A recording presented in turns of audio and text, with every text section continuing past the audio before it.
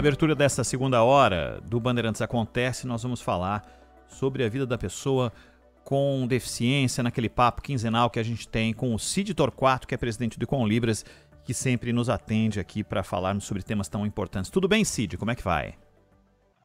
Tudo bem, Ronald.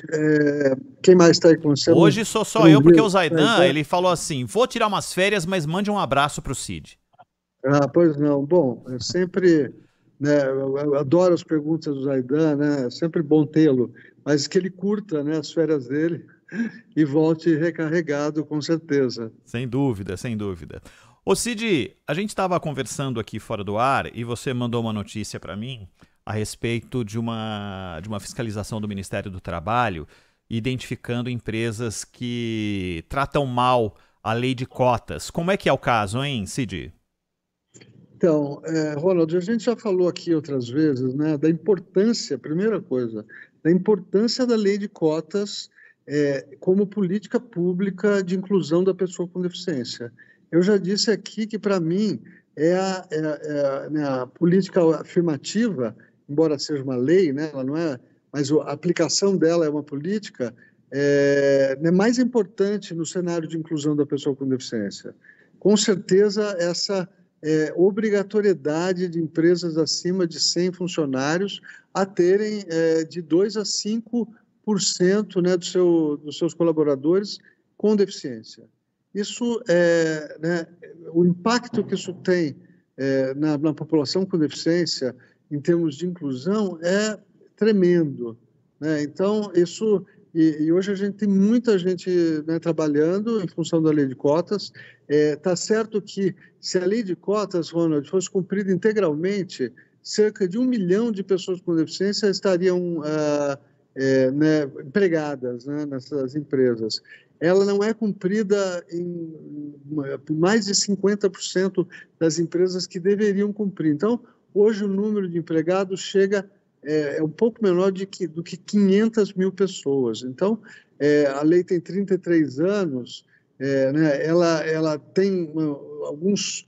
É possível olhar, né, positivamente, né, o que foi feito até agora, e esse número de quase 500 mil pessoas empregadas, mas também dá para fazer uma avaliação de copo vazio, né, meio vazio, e dizer que depois de 33 anos, né, apenas cerca de 500 mil pessoas estão empregadas.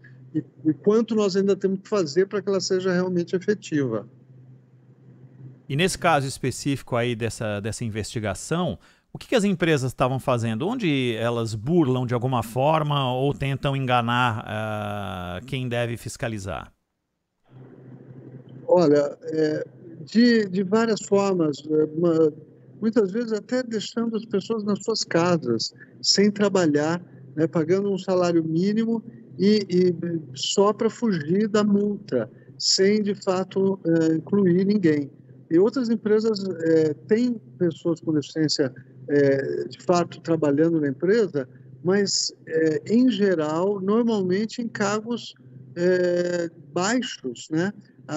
Sem muita possibilidade de ascensão, muito poucas pessoas com deficiência em cargos de chefia, de direção e, obviamente, não todo mundo, né, como isso acontece com a população em geral, com as pessoas em geral, mas tem muita gente com deficiência hoje nas empresas que tem condições de ser promovidos, tem condição de assumir cargos, né, e encargos de maior responsabilidade, mas por né, esse preconceito que ainda paira, né, sobre todo mundo, né, o capacitismo, as pessoas acabam sendo preteridas e acabam ficando no mesmo lugar a vida inteira.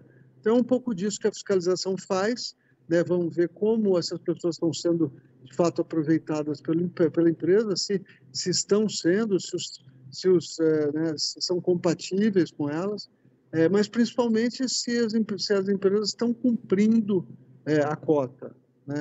Então, se elas têm ali, como eu disse, mais de 100 funcionários, elas têm que ter de 2 a 5%, né, acima de 500, pessoas funcionários com deficiência nos seus quadros. É interessante observar essa batida, chamamos assim, essa, né, ação que está sendo feita em Sorocaba e na região, mas esse é um fenômeno, Não é só lá, né, Ronald, Cid? infelizmente, que está em todo lugar, né? Então, é bom ver isso acontecendo em Sorocaba, mas eu quero ver isso mais. A gente precisa de mais fiscalização para que essa lei seja mais efetiva, inclua mais gente e permita, Ronald, essa história, né, vença o capacitismo, permita que mais pessoas com deficiência façam parte da nossa sociedade, ou seja, eu sou uma pessoa com deficiência também e me vejo nessa situação muitas vezes, né? As pessoas faz parte do processo de inclusão das pessoas com deficiência e não tem por que não incluir, né? É só infelizmente esse preconceito atávico que a gente carrega aí com relação a pessoas com deficiência. Então Mas quer olha, dizer fazendo... que, só para deixar claro o que essas investigações têm, essas fiscalizações têm mostrado, então tem empresa que prefere pagar um salário básico, mínimo, seja lá qual for o valor, para não ser classificada como empresa que descumpre a regra, que descumpre a lei. Ele prefere deixar o cara em casa, ele não produz absolutamente nada, ou seja, a origem da lei é deixada completamente de lado, né? Sem dúvida. E hoje, né, nesses últimos dias, nós tivemos mais um grande ataque né, à lei de cotas. Né? Né, a gente teve uma pessoa, né, um ministro de alto escalão do governo Lula, que é um governo potencialmente inclusivo, né, atacando a lei de cotas, criticando a lei de cotas, né, se somando ao coro do empresariado e de muitos parlamentares também. Né? A gente, hoje mesmo existe um número que eu não sei qual é exatamente, mas um número grande de iniciativas legislativas para ou acabar com a lei de cotas ou transformar a lei de cotas, amenizando a lei de cotas em muitos aspectos.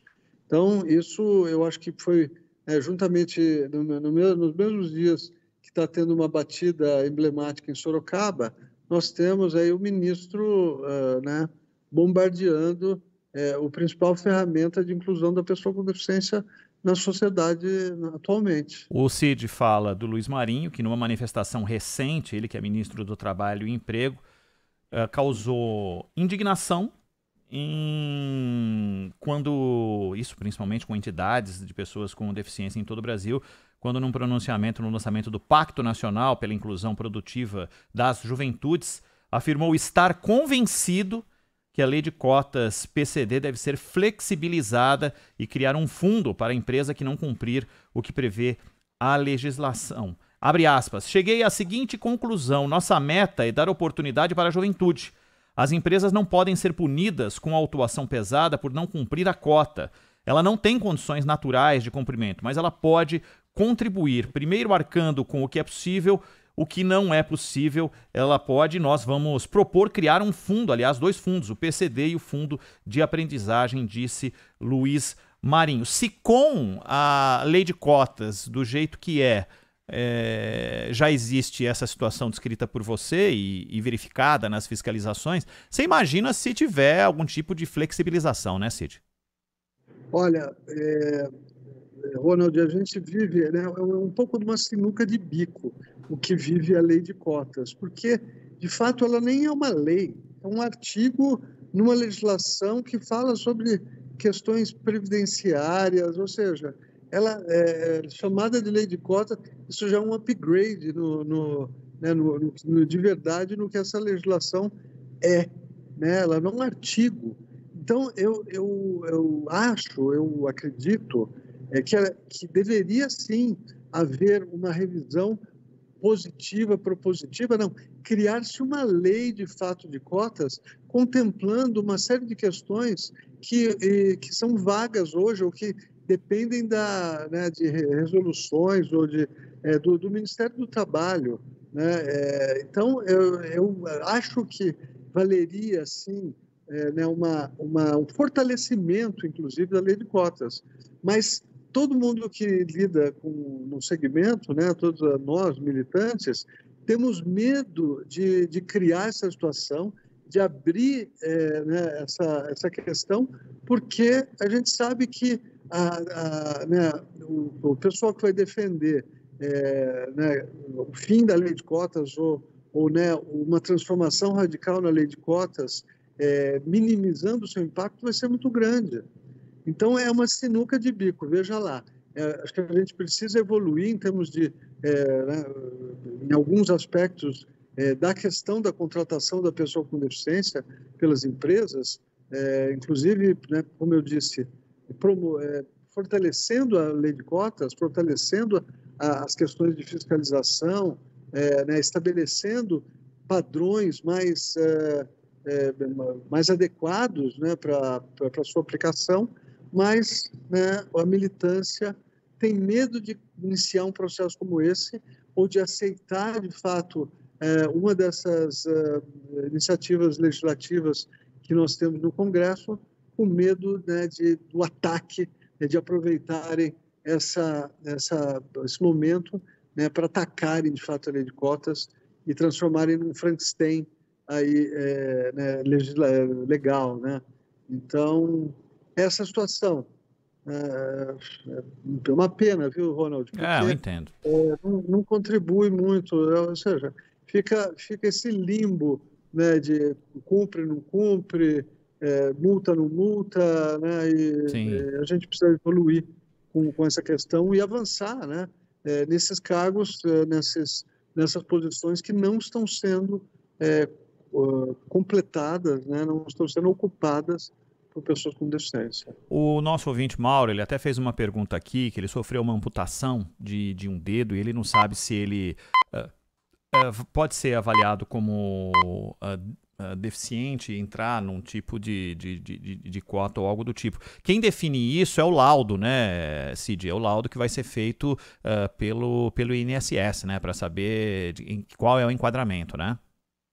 Sem dúvida, mas olha, deficiência ou as deficiências são determinadas, são especificadas por lei. Isso. Então, está na lei o que é deficiência ou não.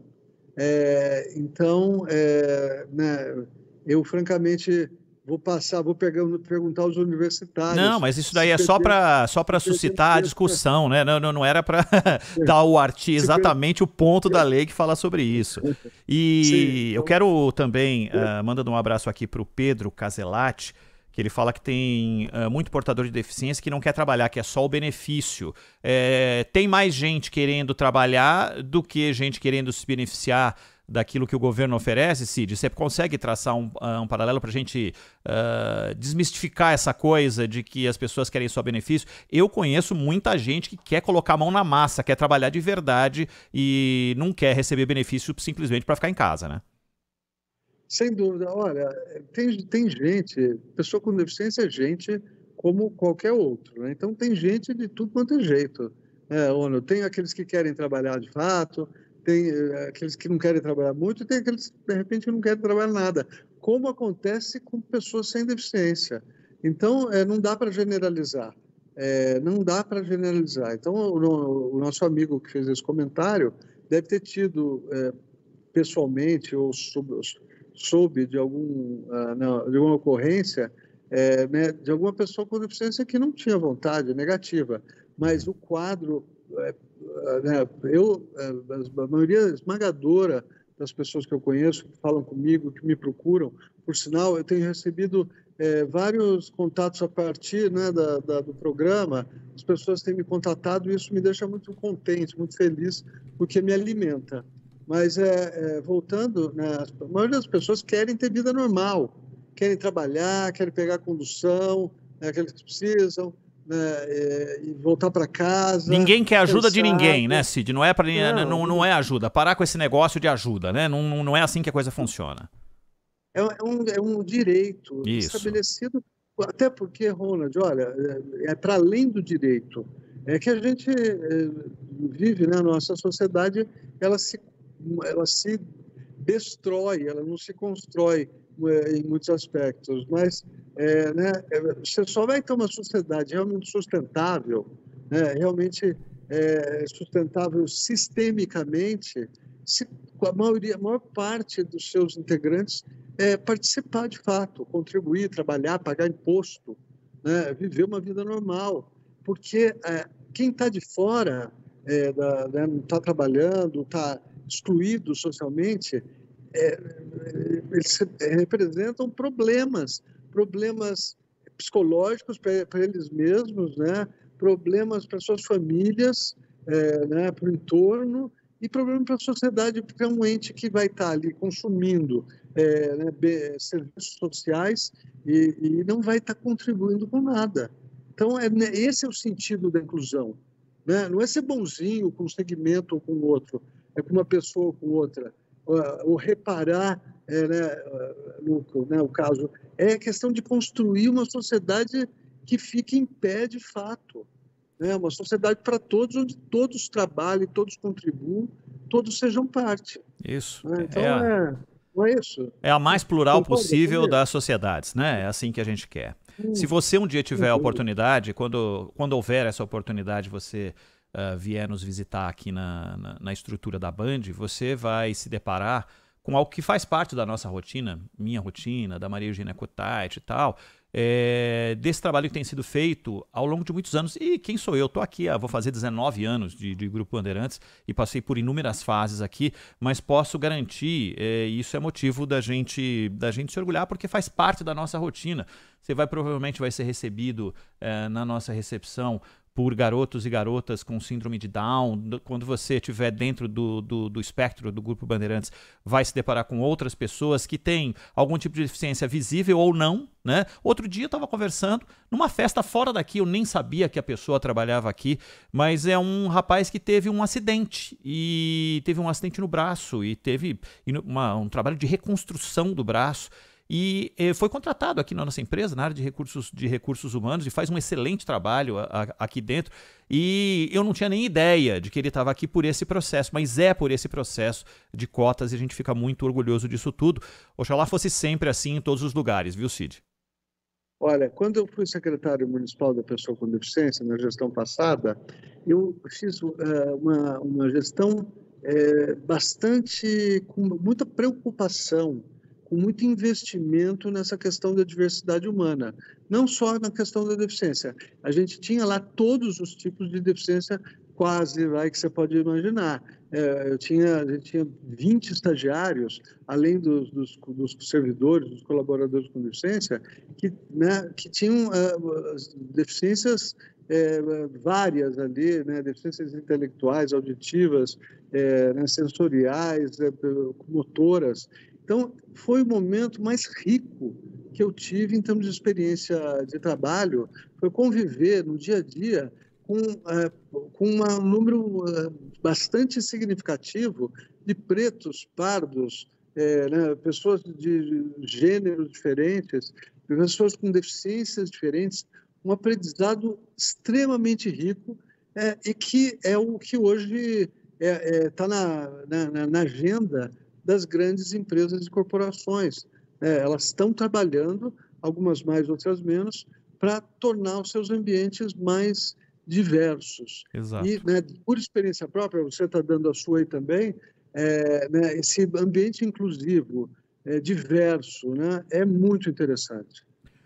Então, né, eu não posso... Eu sou um militante da diversidade, você sabe. É isso aí, tá certo, todos somos. Ô Cid, queria falar sobre outra coisa, partindo aqui para o final do nosso papo, mas o nome da Dorina Nowil, que todo mundo conhece pelas iniciativas que envolvem as pessoas com algum tipo de dificuldade de deficiência visual, foi incluída no livro dos Heróis e Heroínas da Pátria, Cid. Isso é muito legal. Sim, eu insisti em fazer esse comentário, né, a gente conversar sobre isso, porque a dona Dorina Nowil era um fenômeno, né? O que ela fez, né? Quando ela começou a defender o direito das pessoas com deficiência visual, dos cegos, lá atrás, no começo do século, ela estava sozinha nisso. E ela foi uma grande figura, ela fez muitas coisas, né? A cegueira nunca foi uma limitação para essa mulher, né? Um exemplo para todo mundo ainda hoje, porque a Fundação Dorina Novil, que ela fundou e tem o seu nome, né, é uma dos pilares, né, do movimento, né, de associações, entidades em A prol das Fundação pessoas. para o Livro é de 1946, né, Cid? Para o livro para os cegos, né? Exatamente. Ela não, tem uma obra que é tremenda e vale a pena conhecer. Né, recomendo para quem está nos ouvindo entrar no site da Fundação Dorina Novil e aprender um pouco, né, com essa organização, com essa grande mulher. Então, eu achei interessante trazer, eu nem sabia que existia, viu, Ronald? Uhum. O Panteão da Pátria e da Liberdade, né, e o livro Heróis e Heroínas da Pátria. E ela foi uma grande heroína, merece. E está aqui os meus, né, aplausos, não só para a obra que ela deixou, mas como para as pessoas que estão lá trabalhando na Fundação Dorina Novil, né, e estão dando continuidade né, ao que fez esse fenômeno, né, da inclusão no Brasil. E só terminando aqui de vez a minha participação, quero mandar um abraço para o Beto Pereira, que é da ONCB, Organização Nacional de Cegos do Brasil, né? Eles estão comemorando, né, esse acontecimento, essa lei, né, que coloca a Dorina Novil no livro, né, estão comemorando isso, e mando um abraço para o Beto, que faz um grande trabalho aí, uma das grandes lideranças nacionais do movimento político das pessoas com deficiência. Perfeito, espetacular. Cid, muitíssimo obrigado mais uma vez por conversar conosco aqui. A gente se fala na outra semana, tá bom? Abraço. Valeu.